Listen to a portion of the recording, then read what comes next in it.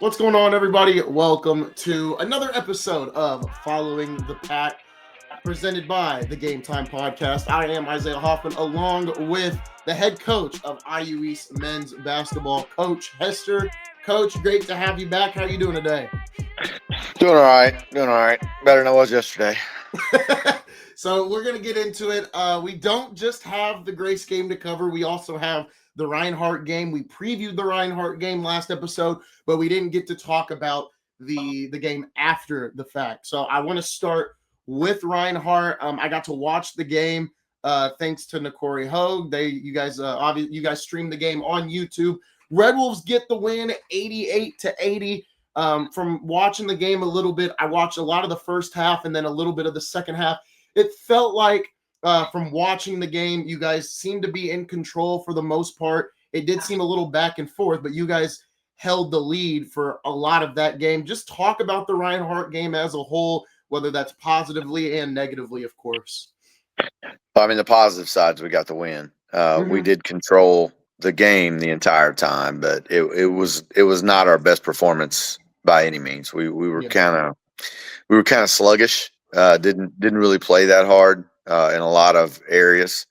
I wanted to attribute it to driving that far the night before and spend the night and playing 12 hours later. But I don't think that was it. I think that we are not yet woken up to high level college basketball yet, and I think that was a big adjustment for us. And we persevered through it, and like I said, we controlled the game the entire time. But it should not have been as close as it was. It shouldn't have been even remotely like that.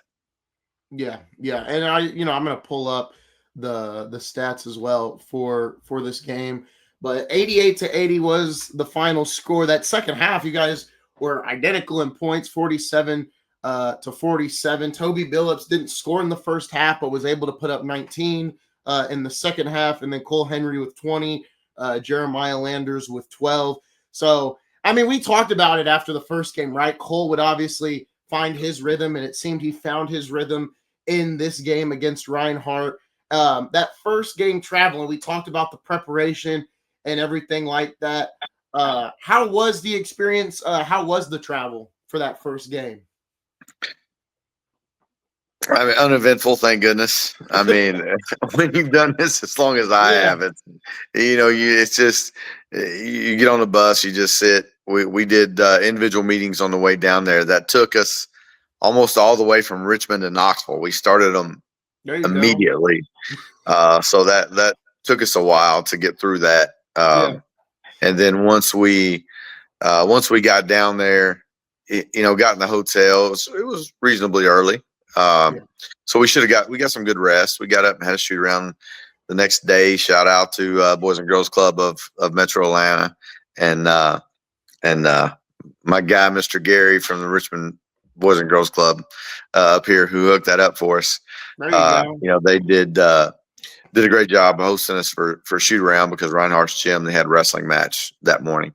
So we weren't able to go do shoot around. So it's travel, and it was, they sleep all the time. So, it's just kind of me. I don't sleep. So I'm just sitting up either reading or researching things online or, talking to somebody. So, I'm always up and doing something, and, that's just part of it. So I'm not going to say there's anything remarkable about the travel.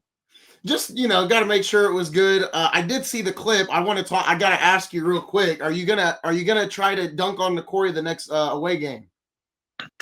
Dude, that was the biggest mistake. I was not loose. I had not done it. I got up and worked out that morning, but that was like 3 hours before that, and just trying to do that. And it was like, when I took off, I was like, man, this is a lot higher than I thought it was. and Bishop said, well, he did foul you. He goes, it was probably A to B. I said, no, it was B to B. It was belly to belly.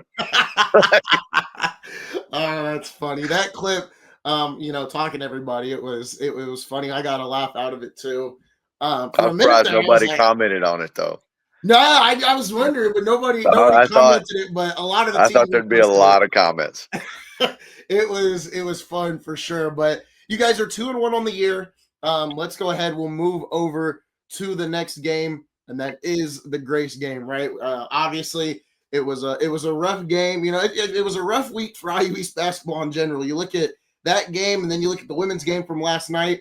It was a rough outing for both teams when it comes to the basketball side of things. But even for Grace, right? I mean, Grace had that same day their women's team puts up the most points and at the collegiate level, that's at this level and the NCAA level. So it must have been National Grace Day. I don't know. But I want to talk about that game for a little bit. 105-75, the final score puts you guys at 2-1 on the year. And when I talked to Bishop, I think the biggest thing is it's a measuring stick, right? That was definitely a test. You're playing a team that just moved up to third in the country. I want to get your thoughts, on the game. Obviously, it was a frustrating game for not only me to broadcast, but obviously you as the head coach, and just kind of get your overall thoughts on the game. I mean, it was embarrassing. It wasn't just Yeah, um, it wasn't just a loss. It was an embarrassing loss, and because of it was an effort loss. I normally don't call timeouts, and I called all but one in the first half. yeah, I used all of our timeouts, and every time was the same thing. And we just didn't make the adjustments as players that they needed to. When we're telling you what you're doing wrong, fix it. yeah, But that's also part of the learning process. yeah, We have guys that, from a talent perspective, are way better.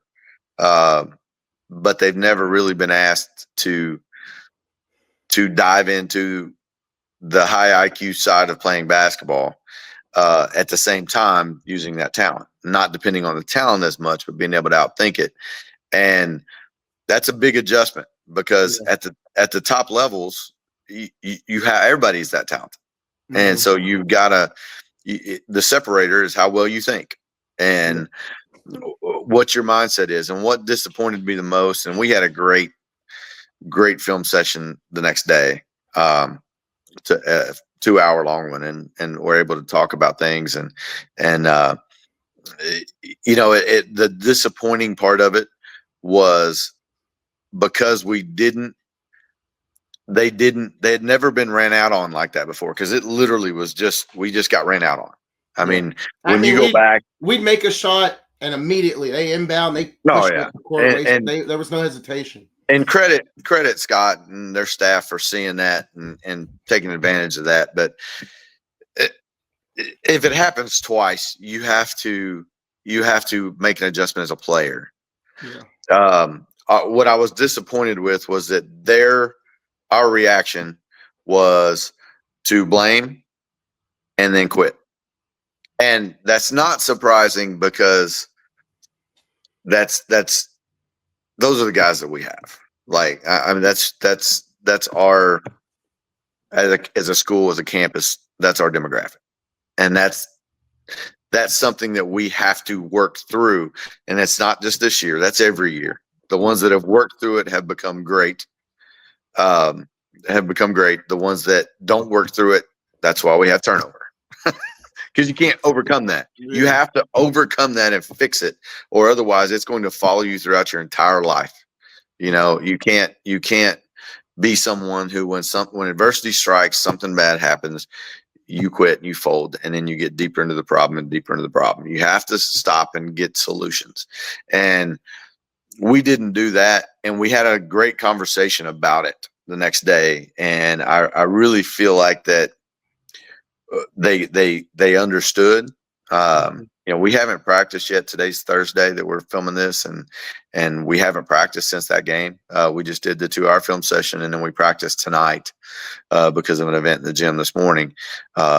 So it's going to be interesting to see their mindset when we come back in, because we are going to address every that issue in general, like every single thing we do today is going to be about that issue, and Yeah. we can solve that. And again, I did a deep dive. I was at my desk by 10 till 7 the next morning watching film, and once Synergy broke it down, and I was just diving into it. And other than the transition side of things, and you could say the second chance points were bad, but again, that goes back to transition. um, we dominated every other phase of the game, Yeah. or in the half court defensively. When we got them in a half court, we did what we wanted to do. We got Yeah. them to take the shots we wanted them to take. We did the things we needed to do. I think, and that goes, and to be, and once again, credit to Grace. They just, that first half, I mean, everything they put up just dropped. I mean, and there was a lot of plays there where the defense was not bad. There was people like, And that's hands going to up. happen when you play good Yeah, players. yeah, That yeah, yeah, happens. yeah, yeah. I And just go ahead. and so they scored 39 points off transition. 18 of those were layups because they had 72 points in the paint. Yeah. Because we were not getting back. It just literally not getting back. And some of the questions that we've had from our guys, they literally don't understand some of that stuff. And it's not where that comes from. I don't know, because we've talked about it for 44 practices now. So it's like, I'm not understanding where this comes from. So from my side, it gets very frustrating because it's stuff that we have addressed and spoke on and talked about and drilled and done it ad nauseum. And that gets, but it's the generation we are coaching right now. And so we have to find a way to get through to them. And, we can't stop. We're just getting started in this thing, really. I mean, like I said, we're today's practice, I think 45, 46 maybe. And that means we've got about 70 more to go. So it's, we're not even halfway. We've got to continue to grow. And like I said, if it's not for the one thing, it wasn't just the one thing, but the one thing with the transition buckets, it broke our spirit. And that's the disappointing part. That's the embarrassing part, because as a competitor, as a successful person, you can't let one thing break you. If that's the case, you're not very tough. And so it's a teaching point. It's a teaching moment. We were able to teach from that. I think the response was good in the classroom, but again, we're not playing games in the classroom. We've got to be able to be on the court and do it against live competition. But I was encouraged with how they responded. They responded emotionally to it. And that's a good thing. And I mean, because there's zero excuse. They're freshmen, just like we're young. I mean, that's the reality. They just wanted to do things right more than we did, and that's the disappointing part, because it's, again, talent wise, I would probably give us the edge. Execution and fundamentals, 1,000% on their side, and that's the difference. The talent level's close enough, but when you do things right and you play with a high IQ, that team's going to be successful 99.9% of the time. And we have the potential to do that, but again, potential doesn't do much unless you fulfill it. And we've got to start getting on top of that. And I think we'll rebound from this and be fine. But it's just unfortunate that it happened at home and that it happened when it did. But it is what it is. Yeah, and the big thing, and you kind of hit on it a little bit, right? That adversity. How do you come back from a loss like that? There was a lot of excitement around this game. I think there was a feeling, not only from you guys, but also from myself and other people, that there was a chance at an upset here. And as you guys said, this isn't an upset. We can win this game, but in the grant, when you look outside the NAIA and how people would view it, people have said, okay, there's a good shot here for an upset. So now it's about bouncing back, right? The adversity that comes with having a game like that, and now you're going on the road and you're not back home until December 13th, which would also be the first conference game of the year against Kentucky Christian. How do you prepare such a young team for this long road trip that you guys are going to have? And not only that, you end the month off with the tournament as well. Well, it's not like the NBA where we're going on the road and never come back. I mean, honestly, I wish it was like that. because we can control, and this is what one of my philosophies as a coach, and why people question why do we not play more home games. One, it's cheaper for us to play on the road because our official costs are super expensive. But two, it's when you go on the road, you build some toughness, you build some togetherness, and in our situation where our guys live in apartments and are kind of on their own, we also control a lot more of when they go to sleep, what they eat, when they eat, and we can kind of teach them a little bit more of how to be professional athletes instead of them just being left to their own devices. We can talk about it all we want to, but when somebody walks in with a bag of Wendy's or McDonald's, 45 minutes before the game, they're not taking that seriously. And so, that's the advantage of being on the road. So I look forward to that and being able to kind of impart some of that, those habits and the things that they need to do much better.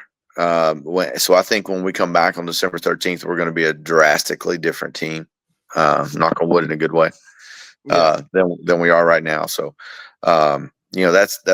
that's the good side of it. So we'll see what happens and kind of move forward from there. And people got to remember, and this is what I tried to remind our staff of: when two good teams play each other, somebody's got to lose. Like, both teams can't win. It was just unfortunate that we lost in the manner that we did. People would be feeling totally different about it if it was a 1 or 2 possession game. But it's not. So it wasn't, and we have to move on from that. We did it to ourselves. It was self-inflicted. So we've got to bounce back and move forward. Yeah, no, and I think that's a great way to look at it, because I think, like you just said, this away stretch will build a lot of character. It'll build a lot of toughness.